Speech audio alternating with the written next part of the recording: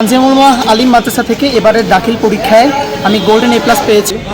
আজকের রেজাল্ট আমার golden A plus, আলহামদুলিল্লাহ।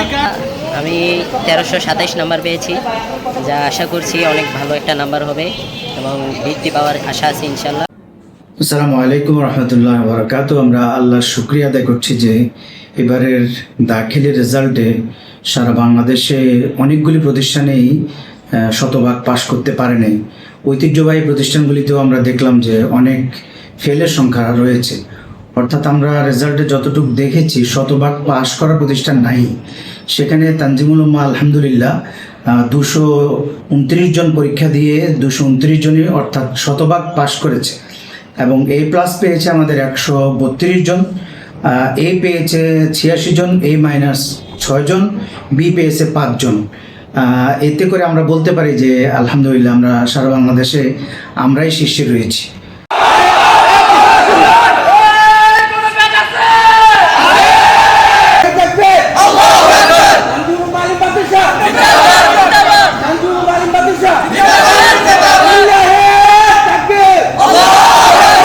আমি 1327 নাম্বার পেয়েছি, যা আশা করছি অনেক ভালো একটা নাম্বার হবে এবং বৃত্তি পাওয়ার আশা আছে ইনশাল্লাহ। আসলে আমাদের মাদ্রাসার ছাত্ররা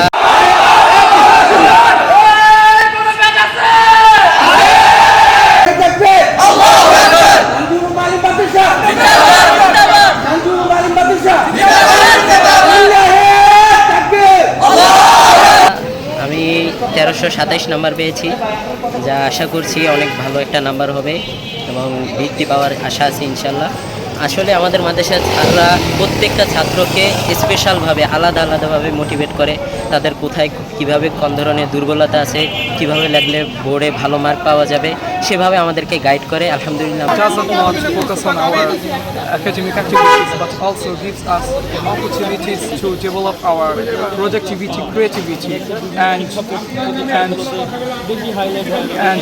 practical skills. আমি তৌসিফ রহমান ফাতিম, তানজিমুল আলিম মাদ্রাসা থেকে এবারের দাখিল পরীক্ষায় আমি গোল্ডেন এ প্লাস পেয়েছি। প্রতিবারের ধারাবাহিকতায় তানজিমুল আলিম মাদ্রাসা এবারও শতভাগ পাশ নিশ্চিত করেছে। আজকের রেজাল্ট আমার গোল্ডেন এ প্লাস, আলহামদুলিল্লাহ। তো ফলাফল সবারই ভালো হয়েছে, আমাদের কখনো রেজাল্ট খারাপ হয় নাই। সবসময় আমাদের রেজাল্ট সবার মুখে হাসি থাকে, সবসময় আমরা হেসে হল থেকে বের হই, আবার মাদ্রাসায় আসি হেসে। আলহামদুলিল্লাহ, স্যারদের এত এফোর্ট ছিল, আমাদের অনেক হেল্প করছে। স্যারদের কথা না বলে শেষই করতে পারবো না।